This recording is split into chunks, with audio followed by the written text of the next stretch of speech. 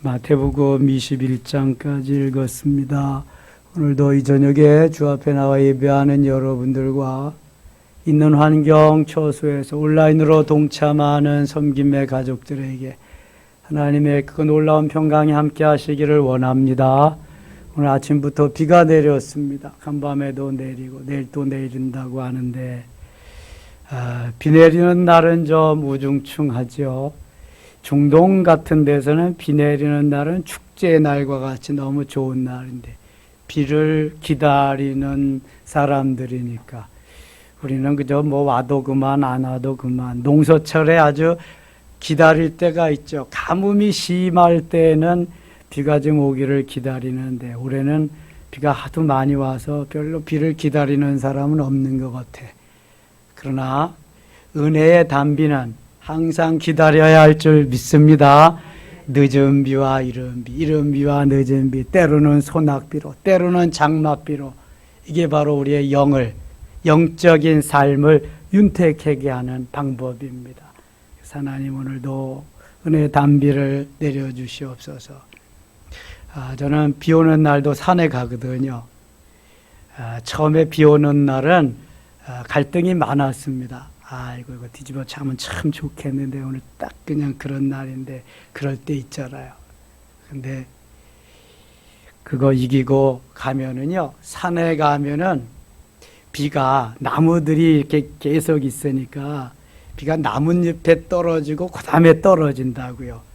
그 나뭇잎에 떨어지는 빗소리도 아름답고 나뭇잎에 떨어져서 우산에 떨어지는 빗소리도 아름답고 또 사람들이 거의 안 와요. 비 오는 날은.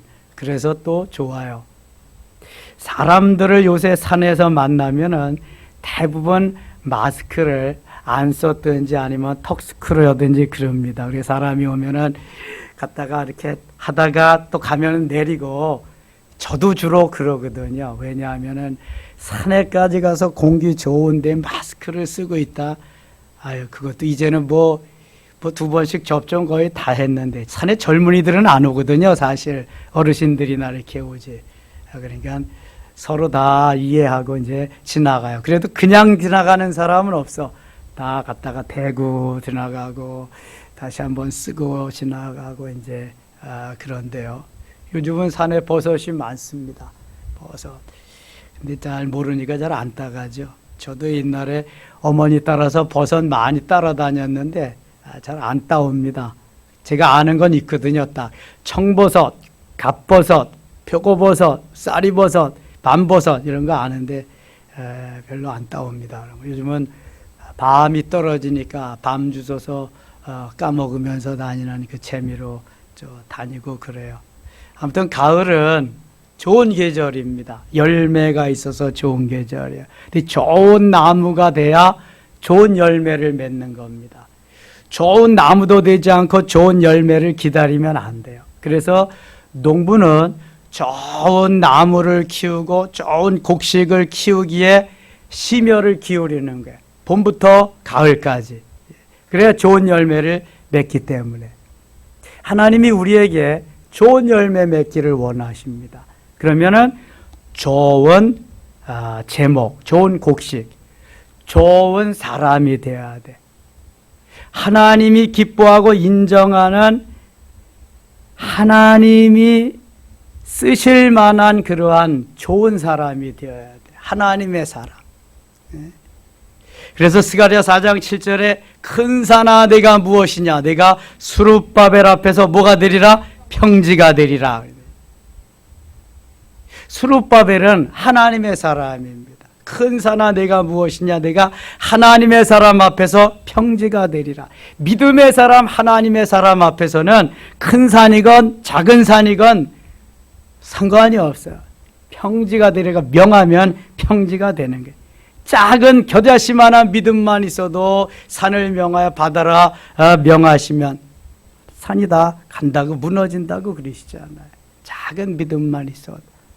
큰 믿음을 가지면 얼마나 좋겠어요.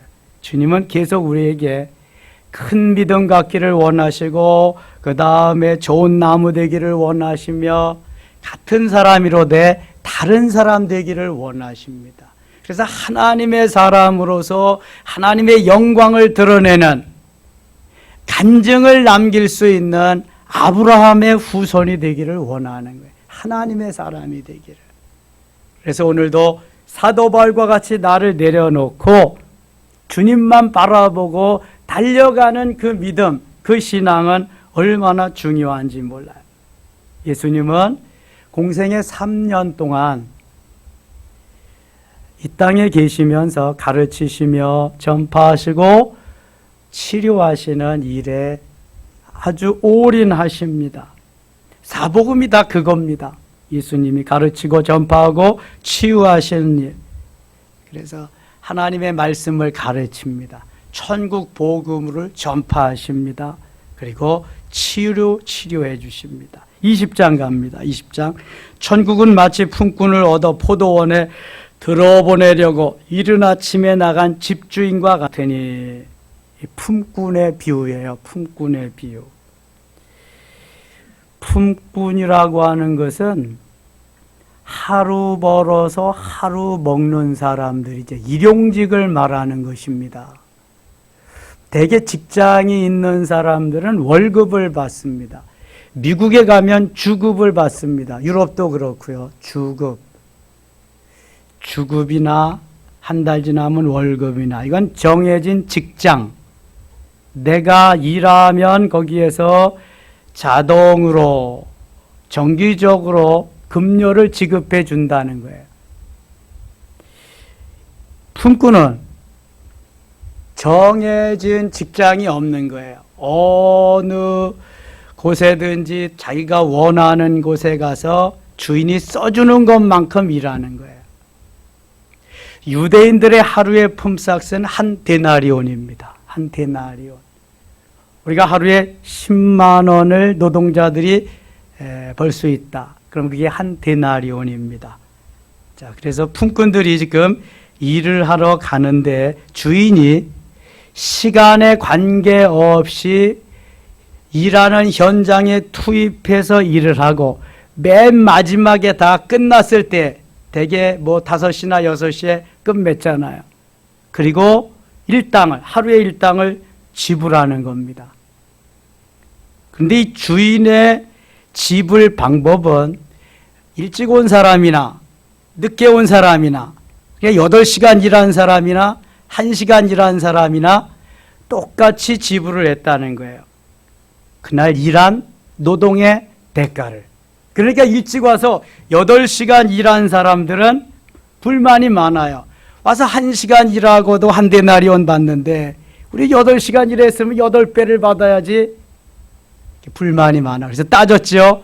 그랬더니 주인이 나는 당신과 한 데나리온의 계약을 했지 당신에게 더 줄 내가 이유가 없다. 주고 안 주고 그것은 주인인 내 마음이다. 맞아요? 틀려요? 맞아. 이게 계약입니다. 계약. 주인과 노동자와의 계약이에요. 이건 갑질도 아닙니다. 한 데나리온이 하루의 품삯이니까. 다만 늦게 와서 1시간 일한 사람들은 세상 사람들로 말하면 재수가 좋은 거지. 운이 좋은 거야. 1시간 일하고 하루 품삯을 받니까. 근데 주인 마음대로 그건 주인 마음대로.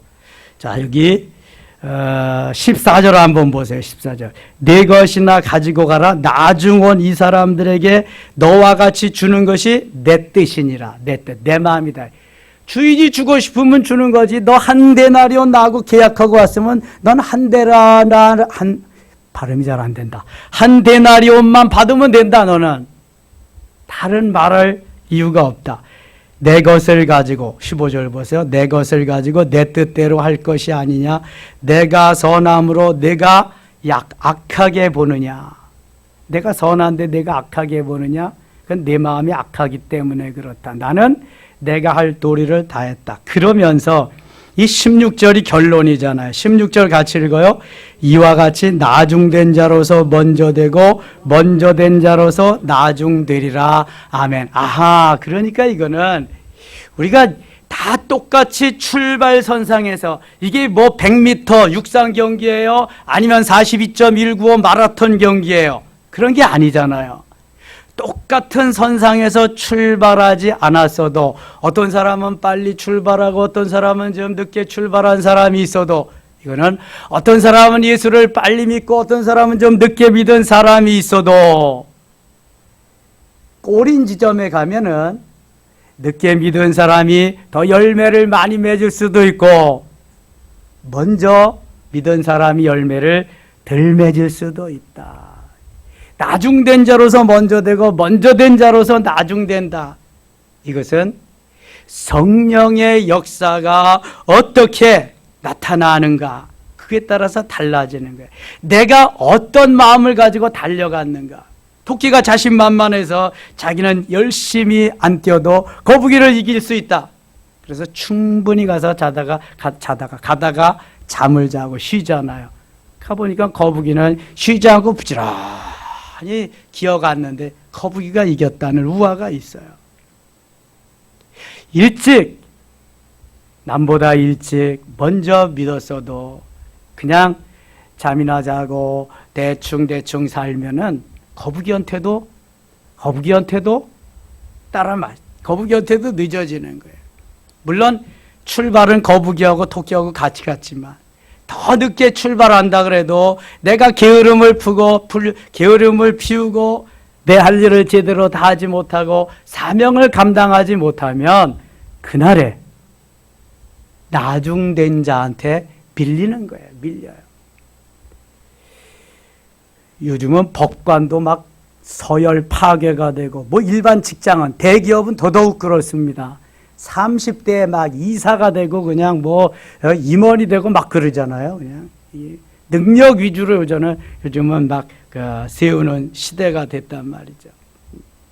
이미 예수님은 2000년 전에 다 그거 말씀하셨어요. 2000년 전에. 모세 때에는 이미 3500년 전에 군대 제도를 다 만들어 놨다고요. 10부장, 50부장, 100부장, 1000부장. 10부장은 분대장, 50부장은 소대장, 100부장은 중대장, 1000부장은 연대장. 이미 다 만들어 놨어요. 3500년 전에. 그리고 광야에서 생활할 때 너희들이 가서 광야는 화장실 있을까요? 없을까요?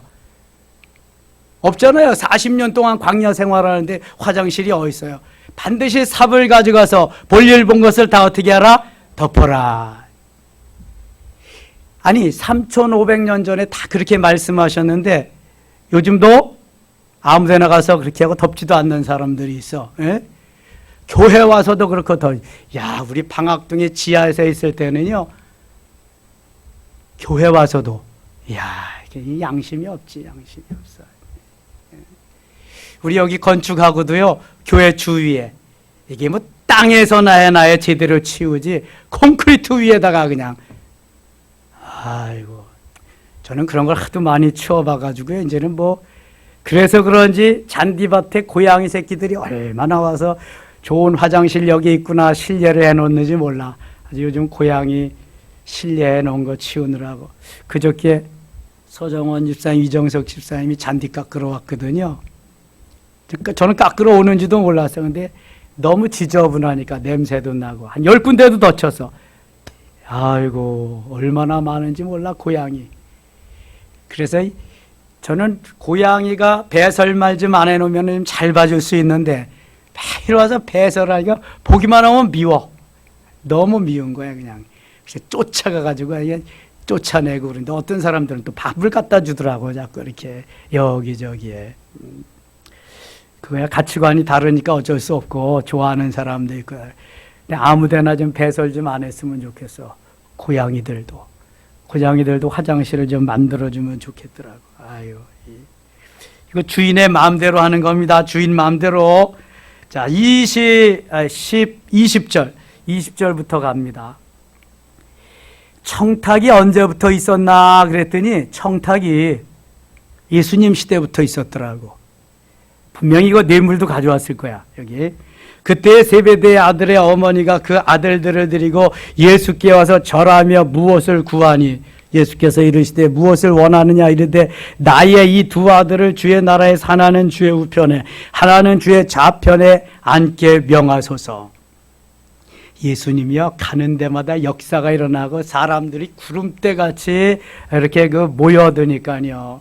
그래도 자기 아들이 꽤 잘난 것 같거든.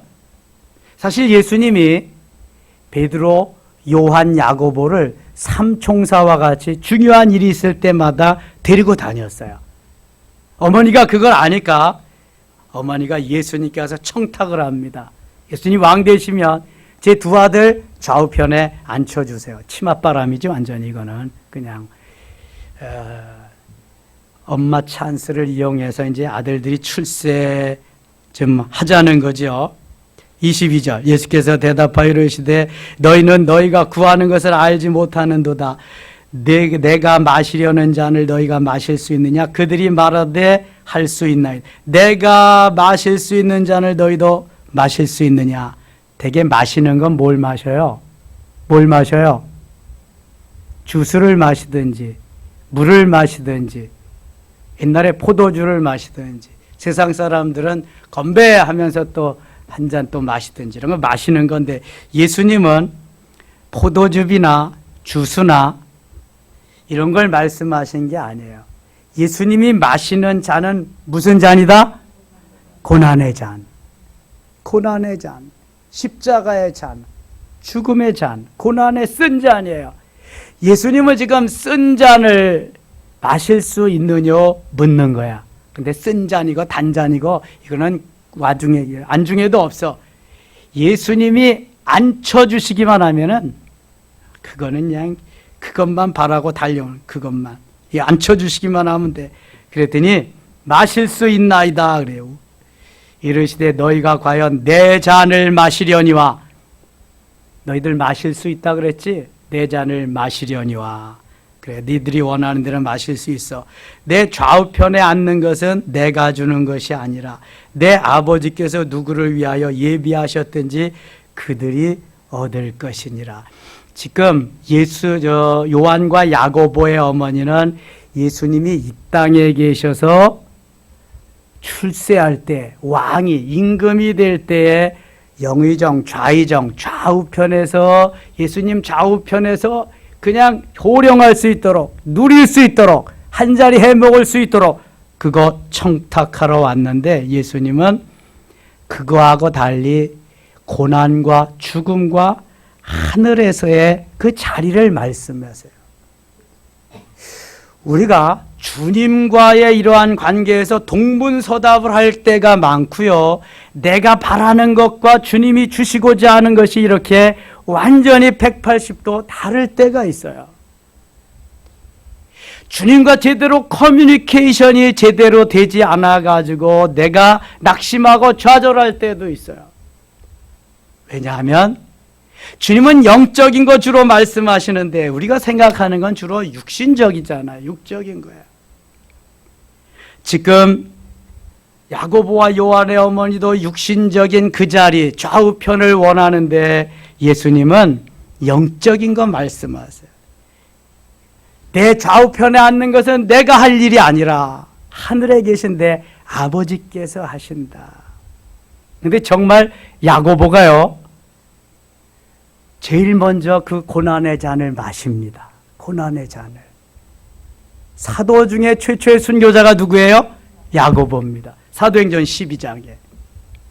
그러니까 예수님 가장 가까운데 천국에서 자리를 앉을 수 있는 사람이 1번이 순교자입니다. 1번이. 2번이 전도 많이 한 사람. 그러니까 순교자니까 야고보는 예수님 가장 옆에 앉을 수 있겠죠. 청탁대로 기도대로 되었지만 이건 영적인 거죠. 육신적인 것을 원했는데. 자, 마태복음 16장에 베드로가 너무나 멋진 고백을 합니다. 주는 그리스도시요 살아계신 하나님의 아들이십니다. 예수님 너무 기뻐하시면서 이것을 내게 알게 하니는 혈육이 아니여 하늘에 계신 내 아버지시다.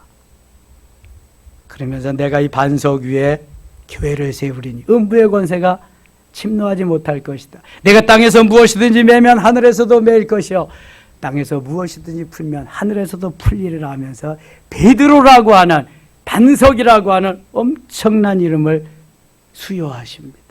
너무 기뻐하고 좋아합니다. 그리고 베드로와 동행하시면서 내가 이제 죽을 거야, 나 이제 죽으러 간다 그랬더니 베드로가 아니 되옵니다. 절대로 아니 돼. 죽으면 아니 되옵니다. 그냥 극구 항변하면서 그렇게 예수님에게 말씀을 드립니다. 항변했다. 그랬더니 예수님이 뭐라 그래요? 내가 하나님의 하늘의 일을, 하나님의 일을 생각하지 아니하고 무슨 일을 생각했다? 사람의 일을 생각하여. 마태복음 16장 23절의 말씀만.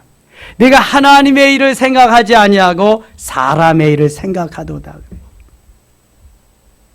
베드로는 예수님 옆에서 야고보와 요한은 어머니가 청탁을 했지만 베드로는 자기 자신이 혼자 자신 있어요. 왜냐하면 자타가 공인하는 수제자거든. 어떤 놈이 내 자리를 침투해와 여기. 자기는 예수님 가장 측근으로 오른편에서 예수님의 그 은혜를 누릴 수 있다고 생각했는데 예수님 죽으러 간다니까 꿈이 산산조각 다 없어지는 거예요. 예수님이 뭐라 그러시냐면 내가 하나님의 일을 생각지 않고 사람의 일을 생각하는도다. 여러분, 우리가 주님 앞에 나오면서 자꾸 사람의 일을 생각하고 내 소견에 오른 대로 내 기분의 감정대로 이렇게 하려고 하면은요 서로 피곤해요. 그리고 이건 영 핀트가 안 맞는 거야. 이거는 초점, 포커스가 안 맞는 거예요. 주님 앞에 와서는 영적인 것으로, 영이신 주님과 영적인 교제를, 더 깊은 은혜의 세계를, 더 깊은 성령의 임재의 세계로 가기 위해서 힘쓰고 애쓰고 그렇게 해야지. 자꾸 주님 앞에 나와서 사람의 일을 생각하면 안 되는 거예요. 이거. 성경의 다루심이, 성경의 엮어 가심이다, 그거잖아요. 그래서 누가 과연 영적인 영이신 하나님을 기쁘게 해드릴 수 있겠느냐. 예수님께서요 26절 보세요. 26절 너희 중에는 그렇지 않아야 하나니 너희 중에 누구든지 크고자 하는 자는 너희를 섬기는 자가 되고 너희 중에 누구든지 으뜸이 되고자 하는 자는 너희의 종이 되어야 하리라. 예수님께서 일침을 놓으십니다. 너 높아지기를 원하냐? 그럼 섬겨라. 낮아져라. 크고자 하느냐? 섬겨라. 으뜸이 되고자 원하느냐? 종이 되어야 되리라. 말만 그렇게 하고 너희의 뜻만 거기에 두지 말고 먼저 너희들이 해야 될 건 이거다. 주님은요 역설적인 말씀을 많이 하십니다. 이걸 패러독스라 그래. 역설적인 말씀이 역설이 아니라 그대로 다 되어집니다. 그러니까 우리가 육신적으로 생각했던 거고 영적으로 생각한 거는 완전히 뒤집어지는 거야. 이게 반대로 되는 거야. 반대로. 그러니까 내 생각에 옳은 대로, 내 소견에 옳은 대로, 내 기분 감정대로 하면 성령과 늘 충돌이 되는 거야. 늘 충돌. 늘 안 되는 거야 이게. 그러니까 내가 나와서 따지고 볶고 이러는 게 얼마나 어리석은 건지 알아야 돼. 이게. 주님이 늘 역설적으로 파라독스로 말씀하시는데 이렇게. 그러면서 28절이 요절입니다. 28절 같이 읽어요. 인자가 온 것은 섬김을 받으려 함이 아니라 도리어 섬기려 하고 자기 목숨을 많은 사람의 대속물로 주려 함이니라. 아멘. 이거 어느 교회 요절이에요?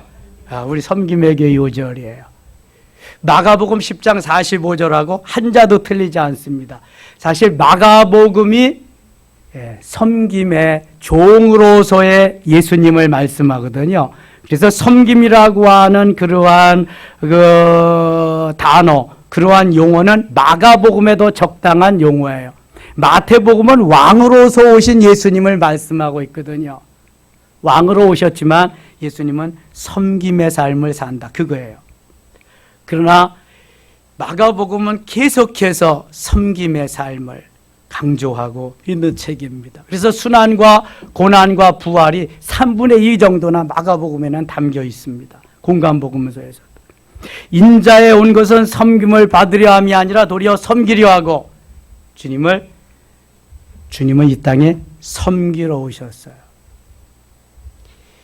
섬긴다고 하는 것은 여기에 예수 그리스도의 그 복된 소식을, 구원의 소식을 가르치고 전파하고 치유하는 3가지 사역이 다 들어있는 거예요. 자기 목숨을 많은 사람의 대성물로 주려. 예수님이 죽으셔야 죄인들이 사니까 예수님의 목숨을 많은 사람의 대성물로 주려 오셨다. 예수님은 죽으러 오신 건데 베드로는 죽지 말아야 된다고, 요한과 야고보는 임금이 돼서 내가 한 자리 해 먹어야 된다고 그리고 있다니까요. 지금 얼마나 제자들과 예수님과의 이 가치관의 신앙관의 갭이 많이 멀어져 있는지 몰라요. 여러분, 예수님과 이 가치관, 신앙의 가치관, 믿음의 가치관, 예수님과의 그러한 격차를 좁히지 못하면 은혜를 받을 수가 없습니다. 빨리 좁혀야 돼. 내 육신의 가치관을 영적의 가치관으로 빨리 좁혀서 변화되게 해야 돼요. 사도 바울이 로마서 8장 5절 6절에 육신을 따르는 자는 육신의 일을, 영을 따르는 자는 영의 일을 생각하나니 이렇게 말씀합니다. 육신의 가치관에서 헤어나지 못하면 계속 육신을 따르는 삶밖에는 살 수가 없어요. 육신의 생각은 사망이요, 영의 생각은 생명과 평안이다. 육신의 생각은 사망으로 흐르는 거예요. 아무리 신앙생활을 오래 하고 직분이 있어도 이거는 사망으로 가는 거예요. 그러나 영의 생각은 뭐예요? 생명과 평안인 거예요. 평안, 생명과 평안. 주님이 우리에게 주시고자 하시는 것이 바로 영적인 거예요. 그래서 요한 3서 1장 2절에 사랑하는 자들이 영혼이 잘됨 같이 범사가 잘되고 강건하기를 내가 간구하노라. 영혼이 잘돼야지 그게 우선이라는 거예요. 여러분, 예수 믿으셨어요? 지금 예배드리고 있으세요? 주님 사랑하세요? 영혼이 우선인가를 한번 체크를 해보셔야 돼요. 내가 지금까지 신앙생활을 해왔는데 영혼이 우선이라고 생각하고 살아왔는가? 아니면 육신이 먼저라고 생각하고 살아왔는가? 오늘도 나는 무엇을 추구하고 예수 믿고 있는가? 이게 분명해야 됩니다. 이게 분명해야 간증을 남길 수 있습니다. 주님이 원하시는 삶의 자리로 갈 수 있단 말이죠. 29절부터는 여기 맹인 2사람을 고쳐주는 내용이 나옵니다. 그들이 여리고에서 떠나갈새 큰 무리가 예수를 따르니라. 맹인 2사람이 길가에 앉았다가 예수께서 지나가신 다음을 듣고 소리질러 이르되 주여 우리를 불쌍히 여기소서 다윗의 자손이여 우리를 불쌍히 여기소서 다윗의 자손이여 우리를 불쌍히 여기소서. 무리가 꾸짖어 잠잠하되 더욱 소리질러 이르되 주여 우리를 불쌍히 여기소서 다윗의 자손이여 하는지라. 예수께서 머물러 서서 그들을 불러 이르시되 너에게 무엇을 하여 주기를 원하느냐. 사람들은, 제자들은 시끄럽다고 저를 좀 떨어지라 그러는데 예수님은 부르십니다. 불쌍하잖아요, 맹인이. 너희들에게 무엇을 해주기를 원하느냐 그랬더니 33절 이르되 주여 우리의 눈뜨기를 원하나이다. 눈뜨기를 원하나이다. 그 한마디에 예수님이 저들의 눈을 뜨게 하십니다. 34절 같이 읽겠습니다. 예수께서 불쌍히 여기사 그들의 눈을 만지시니 곧 보게 되어 그들이 예수를 따르니라. 아멘. 예수님이 맹인의 눈을 고쳐 뜨게 해주시는 사건이 복음서에는 여러 번 나옵니다. 어떤 맹인에게는 보게 될지 뜨여질지어다 그러면 뜨고요. 어떤 맹인에게는 만져주시면서 뜨게 하시고요. 또 요한복음 8장 실로암 못에 8장인가 9장 실로암 못에 가면은 거기는 흙을 묻어서 묻혀주고 실로암 못에 가서 씻어라 그래서 그렇게도 뜨게 하시고요. 여러 가지 방법을 사용하십니다. 왜 그러실까요? 누구 마음대로 해요? 예수님 마음대로예요, 이거는. 우리가 거기에다가 토를 달거나 뭘 어떻게 할 수가 없는 거예요. 예수님이 마음대로 하시는 거예요. 어떻게 하시든지 예수님은 치료하시니까. 그러나 그 사람의 믿음을 보시고 그 사람의 상태를 보시고 그 사람의 영적인 모든 것을 점검하신 다음에 예수님이 행하시는 방법이 각각 다르다. 어떤 병자를 일으킬 때는요, 뭐 예수님 그냥 지나가시기만 해도 막 고쳐지는 거예요, 그냥. 그래서 예수님 지나가실 때 예수님 옷자락만 만져도 질병이 막 치료되는 거예요. 예수님을 닮은 베드로는 그래서 그림자만 지나가도 막 환자가 낫고요. 저 사도 바울은 앞치마만 갖다 놓아도, 손수건만 갖다 올려놓아도 환자가 막 낫는 거예요. 근데 무슨 바울이 앞치마가 있을까? 바울이 무슨 앞치마? 제가 가만히 생각해 봤어요. 바울이 무슨, 바울이 독신이잖아. 싱글이잖아. 그러니까 바울도 주방에 들어가서 음식을 만들고 그러니까 앞치마가 있지. 예? 안 그렇겠어요? 베드로가 앞치마를 얹어서 놨다는 말이 없거든. 베드로는 결혼했으니까. 예? 별걸 다 생각해 봅니다. 아무튼. 예. 근데 그럴듯하지 않아요? 그럴듯해요. 너무 그럴듯해.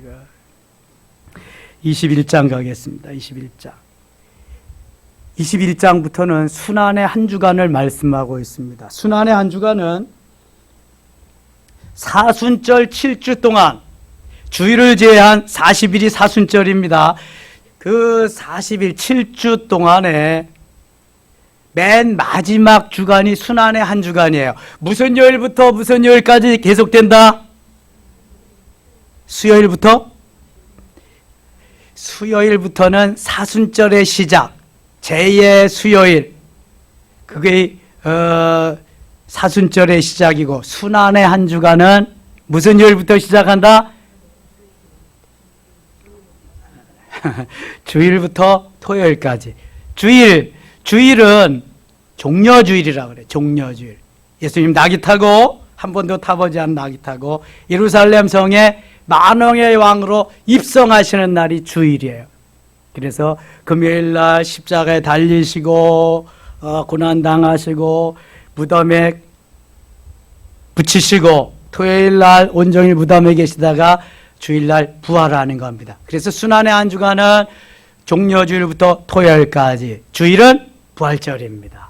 순환의 한 주간 지금 주일날과 월요일날, 그 다음에 화요일날 되어지는 사건들이 여기 21장에 기록되어 있습니다.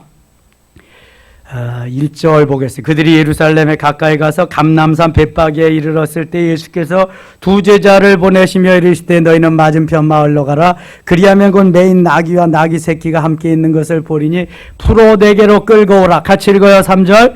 만일 누가 무슨 말을 하거든 주가 쓰시겠다 하라. 그리하면 즉시 보내리라 하시니 아멘. 온 천지가 다 주님의 것입니다.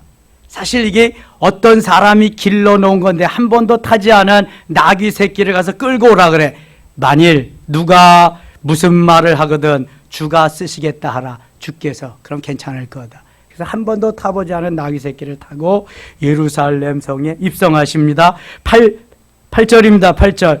무리의 대다수는 그들의 겉옷을 길에 펴고 다른 이들은 나뭇가지를 베어 길에 펴고 앞에서 가고 뒤에서 따르는 무리가 소리 높여 이르되 호산나 다윗의 자손이여 찬송하리로다. 주의 이름으로 오시는 이여 가장 높은 곳에서 호산나 하더라. 그러니까 종려나무가지를 꺾어들고 자기가 입었던 옷을 막 길에다 펴두면서 호산나 다윗의 아들이여 다윗의 자손이여 찬송하리로다 하면서 막 예수님을 영접하는, 만왕의 왕으로 예루살렘 도성에 입성하시는 예수님을 환영하는 거예요. 그런데 이때뿐이에요. 딱 5일만 지나면 이 사람들이 어떻게 해요? 누가 누구를 놓아주게, 누구를 석방해주면 좋겠느냐 그랬더니 바나바요 막 그린다고요. 예수는 어떻게 하면 좋겠냐, 십자가에 못 박으소서 그린다니까. 오늘 환영의 메시지를 전하면서 환영의 기치를 들고 종려나무 가지를 흔들던 이 사람들이요. 그러니까요, 오병이어 칠병이어 역사가 일어나고요. 소경 눈뜨게, 맹인 눈뜨게 해주고요. 앉은 뱅이 일으켜주고요. 온갖 가지가지 병든 사람들 고쳐줄 때는요. 구름대같이 사람들이 모여들어요. 그런데 고난의 현장에는 사람들이 있다 없다? 있기는 있지. 패는 로마 병정들, 그 다음에 그냥 뭐 빌라도 법제, 빌라도 뭐 이런 놈들만 있지. 예수님을 정말 따르고 은혜를 받은 사람들 한 놈도 없어. 한 사람도 없어. 이게요, 사람의 일을 생각하면서 사람을 그렇게 기쁘게 하고 그리는 거예요. 이게 하나님을 기쁘게 하고 하나님의 일을 생각하면은 이런 일은 절대로 없거든요. 예수님의 제자가 그랬다면 나머지는 뭐 생각해 볼 것도 없어요. 예수님의 제자들은 배와 금을 다 버리고 처자식 다 버리고 예수님을 따르면서 3년 동안이나 예수님과 함께 먹고 마시고 동고동락한 사람들이거든요. 그런데도 다 버리고 떠났는데 다른 사람이야 오죽하겠어요. 그렇게 생각하면 저와 여러분도, 우리 모두도 얼마든지 예수님을 배반할 수 있다 없다? 있다. 얼마든지 있다. 그래서 주님이 계속 훈련하는 거예요. 단련하는 거예요. 고난의 길을 가게 하시는 거예요. 풀무불에도 집어넣었다가 꺼냈다가 집어넣었다가 꺼냈다가 이럴 수가 있어요, 하나님. 그럴 수가 있어요. 계속 이렇게 입 벌리지도 못하게 이제는 아멘, 감사합니다, 이럴 때까지 하나님이 하시는 거예요. 그래야 진짜가 되거든요. 진짜인 척 하는 사람이 얼마나 많은데요. 정말 많습니다. 바리새인은 완 가짜이면서도 완전 진짜같이 사는 거 보세요. 내일 나옵니다. 예수님이 독사의 새끼들아 이렇게 말합니다. 바리새인들을 향해서. 엄청난 주님의 역사는요, 주님이 이루어 가시는 거예요. 그 역사를 나도 이룰 수 있는데 하나님의 일을 생각하면서 가야 돼요. 주님만 바라보고. 그래 이룰 수 있어요. 호산나 다윗의 자손이여 찬송하리로다. 이게 끝까지 이어져야 되죠. 예수를 십자가에 못 박으소서. 이렇게 되면 끝나는 거예요. 그때부터는 사탄으로 변하는 거예요. 베드로가 잠시 후에 사탄이 됐잖아요. 16장에 보면 베드로는 천국과 지옥을 왔다 갔다 했습니다. 16장에서 바요나 시몬아 내가 복이 있도다. 그냥 천국에서 영원히 살 것 같았는데 예수님이 내가 하나님의 일을 생각지 않고 사람의 일을 생각하는다 할 때는 지옥에 빠지는 거예요. 사탄아 내 뒤로 물러가라. 사탄이라고 말씀하셨어, 예수님이. 사탄이 되지 않기를 원합니다. 사탄이 되면 안 돼. 여러분, 베드로와 사탄은 종이 한 장 차이예요. 금방 베드로 되다 금방 사탄 되는 거예요.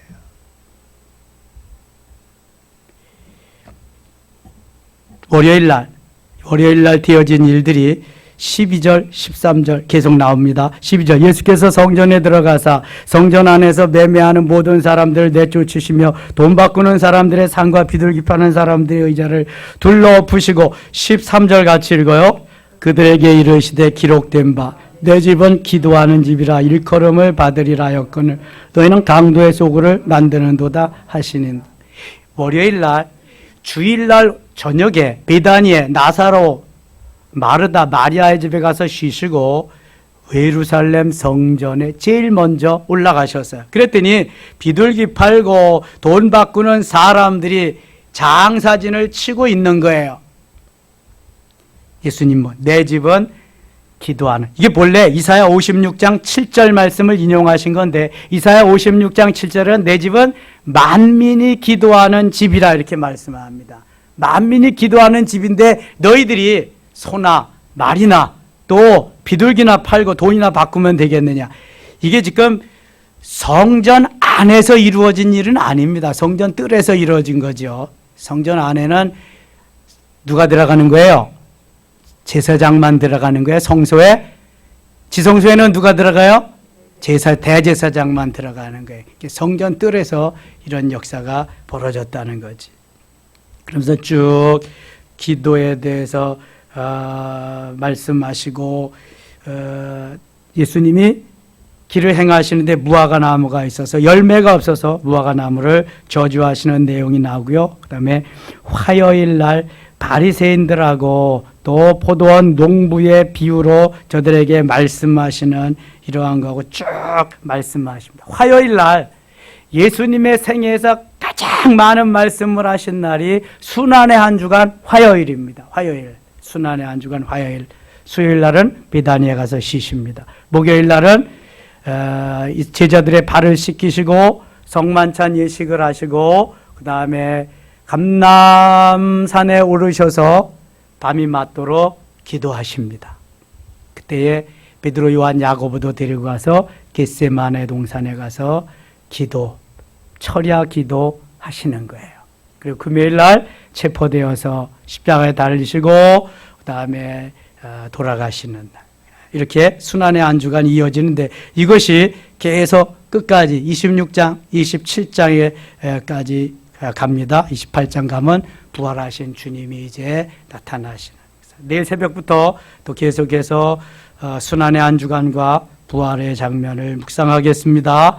오늘도 주님 앞에 나오신 여러분들에게 오늘 주님이 주신 메시지가 사람의 일을 생각하지 말고 하나님의 일을 생각하면서 주님의 뜻을 이루는, 주님의 주권에 복종하고 순종하면서 승리하는 우리 모든 섬김 가족 되시기를 축원합니다.